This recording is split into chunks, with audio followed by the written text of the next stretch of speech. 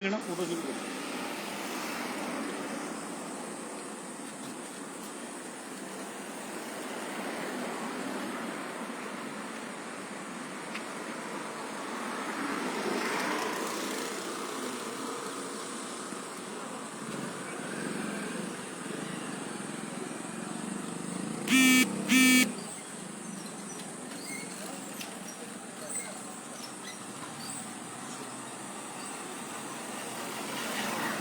बहुत ही सत्कारयोग ETT TET पास बेरोजगार अध्यापक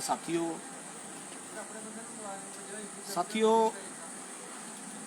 तुहानू पता ही है कि पिछले कुछ दिनों तो आपां ईटीटी टैट पास बेरोजगार 2364 संघर्ष कमेटी वालों एक 2364 भर्ती जो लंबे समय तो कोर्ट दे विच रुल रही है ਉਹਨੂੰ ਜੀਵਤ कराने ਦੇ ਲਈ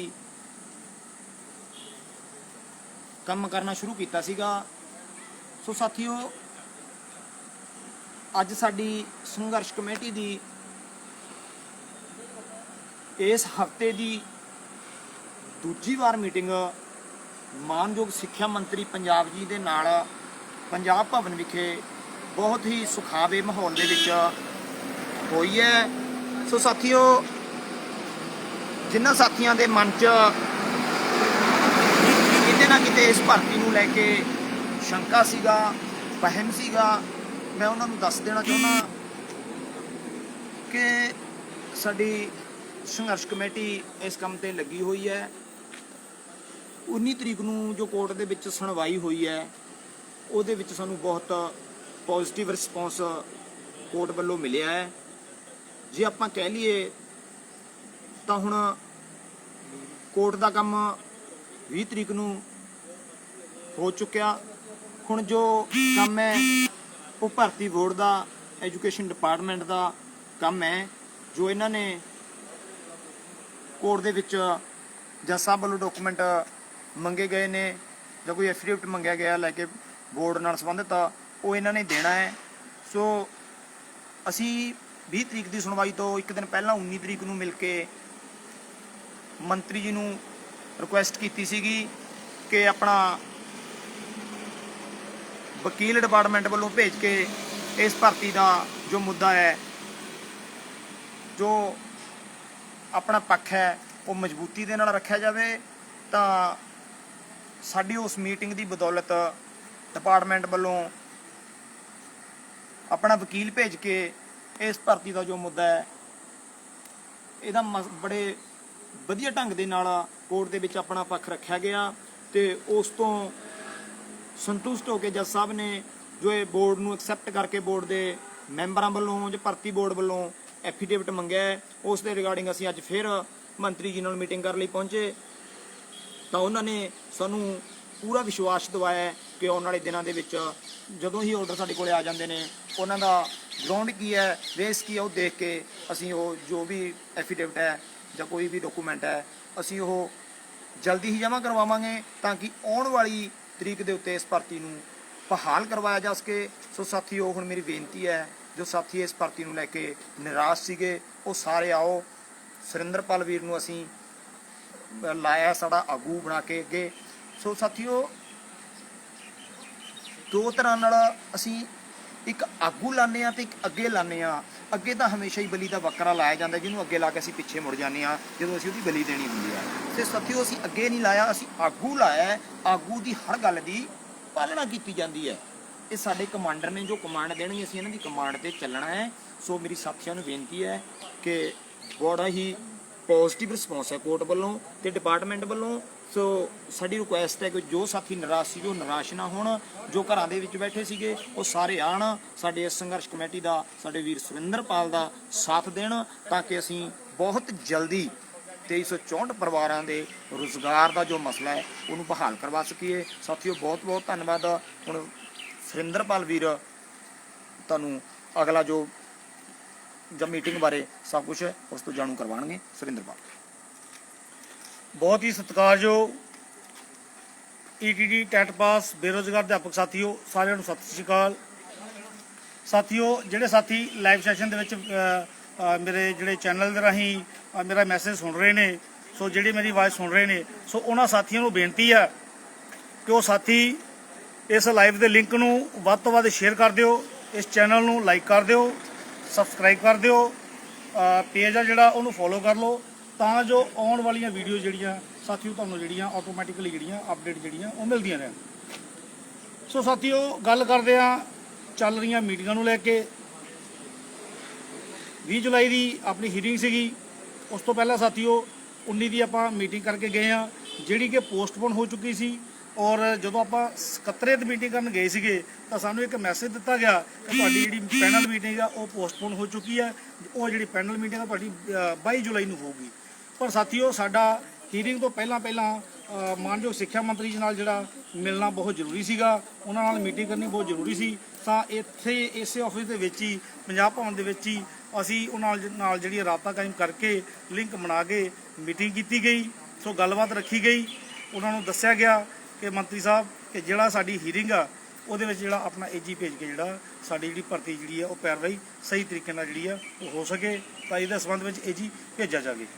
ਤਾਂ ਸਾਥੀਓ ਸੁਣਵਾਈ ਜਿਹੜੀ ਆ 20 ਜੁਲਾਈ ਨੂੰ ਹੋਈ।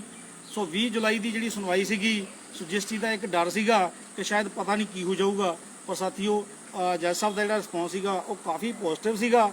ਸੋ ਜੱਜ ਸਾਹਿਬ ਨੇ ਇਹ ਹੁਕਮ ਕੀਤੇ ਜੋ ਕਿ ਸਾਡੇ ਵਕੀਲਾਂ ਤੋਂ ਸਾਨੂੰ ਜਿਹੜੇ ਸਾਡੇ ਵਕੀਲਾਂ ਦਾ ਪੈਨਲ ਸੀਗਾ ਉਹਨਾਂ ਤੋਂ ਵਰਬਲੀ ਜਿਹੜੀ ਕਿ ਜਾਣਕਾਰੀ ਮਿਲੀ ਆ, ਔਰਲੀ ਜਿਹੜਾ ਉਹਨਾਂ ਨੇ ਜੱਜ ਸਾਹਿਬ ਦੇ ਮੂੰਹੋਂ ਜਿਹੜੇ ਸੁਣਿਆ ਵਾ ਉਹ ਇਹੀ ਸੀਗਾ ਕਿ ਜੇਕਰ ਡਾਇਰੈਕਟੋਰੇਟ ਬੋਰਡ ਆ ਜਿਹੜਾ ਉਹ ਆਪਣਾ ਜਿਹੜਾ ਇੱਕ ਐਫੀਡੈਵਿਟ ਆ ਜਿਹੜਾ ਉਹ ਲਿਖ ਕੇ ਦੇ ਦਿੰਦਾ ਵਾ ਰਿਟਨ ਦੇ ਵਿੱਚ, ਤੇ ਮੈਂ ਜਿਹੜਾ ਆਪਣਾ ਜਿਹੜਾ ਫੈਸਲਾ ਉਹਨੂੰ ਆਪਾਂ ਜ਼ਰੂਰ ਚੇਂਜ ਕਰਾਂਗੇ, ਕਿਉਂਕਿ ਜਿੱਥੇ ਬੋਰਡ ਦੀ ਗਲਤੀ ਆ ਉਹ ਆਪਣਾ ਜਿਹੜਾ ਉਹ ਸਹੀ ਆਪਣਾ ਕਰ ਦੇਵੇ ਤਾਂ ਜਿਹੜਾ ਇਹ ਭਰਤੀ ਜਿਹੜੀ ਆ ਬਹਾਲ ਜ਼ਰੂਰ ਹੋ ਜਾਊਗੀ।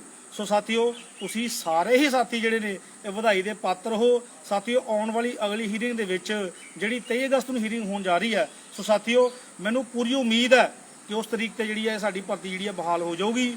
ਔਰ ਥੋੜੇ ਹੀ ਦਿਨਾਂ ਦੇ ਵਿੱਚ ਸਾਥੀਓ ਤੁਹਾਨੂੰ ਆਫਰ ਲੈਟਰ ਜਲਦੀ ਤੋਂ ਜਲਦੀ ਮਿਲ ਜਾਣਗੇ। ਇਹ ਭਰਤੀ ਜਿਹੜੀ ਬਹੁਤ ਜਲਦ ਸਾਥੀਓ ਪੂਰੀ ਹੋਣ ਜਾ ਰਹੀ ਹੈ, ਕਿਉਂਕਿ ਜੱਜ ਸਾਹਿਬ ਦਾ ਜਿਹੜਾ ਰਿਸਪੌਂਸ ਹੈ ਸਾਥੀਓ ਉਹ ਕਾਫੀ ਪੋਜ਼ਿਟਿਵ ਰਿਹਾ। ਔਰ ਅੱਜ ਜਿਹੜੀ ਪੈਨਲ ਮੀਟਿੰਗ ਸੀ ਸਾਥੀਓ ਉਹ ਵੀ ਜਿਹੜੀ ਮਾਨਯੋਗ ਸਿੱਖਿਆ ਮੰਤਰੀ ਜੀ ਨਾਲ ਹੋਈ, ਉੱਥੇ ਜਿਹੜੇ ਉਹਨਾਂ ਨਾਲ ਸੰਬੰਧਕ ਜਿਹੜੇ ਅਧਿਕਾਰੀ ਸੀਗੇ, ਪ੍ਰੋਪਰ ਪੈਨਲ ਹੈ ਜਿਹੜਾ ਸਾਥੀਓ ਅੱਜ ਜਿਹੜਾ ਮੀਟਿੰਗ ਵਿੱਚ ਬੈਠੇ ਹੋਏ ਸੀ, ਜਿਹਨੂੰ ਆਪਾਂ ਪੈਨਲ ਮੀਟਿੰਗ ਕਹਿੰਦੇ ਆ।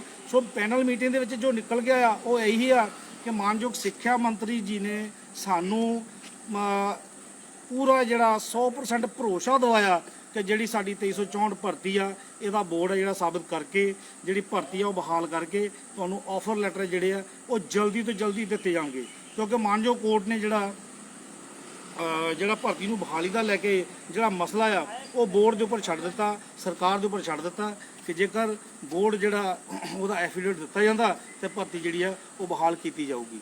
ਸੋ ਸਾਥੀਓ ਤੁਹਾਨੂੰ ਦੱਸ ਦਈਏ ਕਿ ਪਿਛਲੇ ਕੁਝ ਦਿਨਾਂ ਤੋਂ ਜਿਨ੍ਹਾਂ ਸਾਥੀਆਂ ਨੇ ਛੋਟੀ ਜੀ ਕਾਲ ਦੇ ਉੱਪਰ ਜਿਹੜਾ ਉਹ ਸਾਥੀਆਂ ਨੇ ਜਿਹੜਾ ਸਾਥ ਦਿੱਤਾ, ਸੋ ਉਹ ਸਾਰੇ ਹੀ ਸਾਥੀ ਜਿਹੜੇ ਆ ਉਹ ਵਧਾਈ ਦੇ ਪਾਤਰ ਨੇ ਸਾਥੀਓ, ਕਿਉਂਕਿ 2364 ਭਰਤੀ ਤੁਹਾਡੇ ਸੰਘਰਸ਼ ਦੇ ਸਦਕਾ, ਤੁਹਾਡੇ ਸਾਥ ਦੇ ਸਦਕਾ ਸਾਥੀਓ ਬਹੁਤ ਜਲਦ ਜਿਹੜੀ ਆ ਉਹ ਪੂਰੀ ਹੋਣ ਜਾ ਰਹੀ ਹੈ।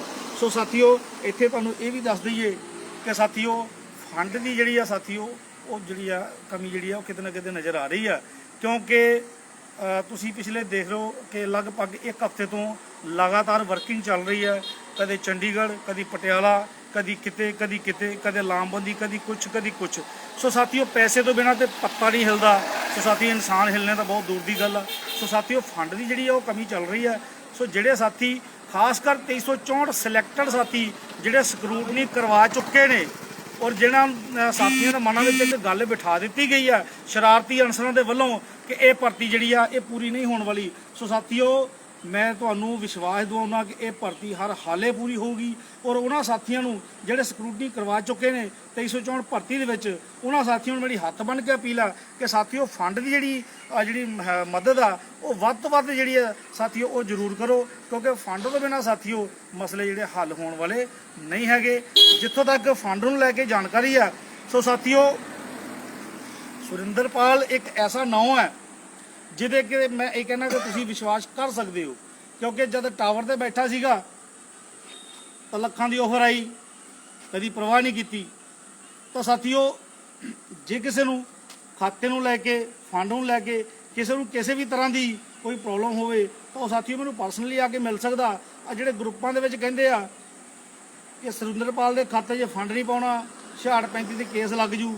ਜਦੋਂ ਮੈਂ ਫੰਡ ਨਹੀਂ ਸੀ ਮੰਗਦਾ ਕਿ ਕੇਸ ਉਦੋਂ ਨਹੀਂ ਸੀ ਲੱਗੇ? ਸਾਰਿਆਂ ਨੂੰ ਪਤਾ ਕਿਹਨੇ ਕਿਹਨੇ ਕੇਸ ਲਾਇਆ, ਕੀ ਹੋ ਗਿਆ। ਪਰ ਸਾਥੀਓ ਬਿਨਾਂ ਕਿਸੇ ਸਬੂਤ ਦੇ ਕਿਸੇ ਤੇ ਐਲੀਗੇਸ਼ਨ ਲਗਾਉਣਾ, ਮੈਂ ਕਹਿੰਦਾ ਕਿ ਇਸ ਤੋਂ ਵੱਡੀ ਬੇਵਕੂਫੀ ਹੋਰ ਕੋਈ ਨਹੀਂ ਹੋ ਸਕਦੀ।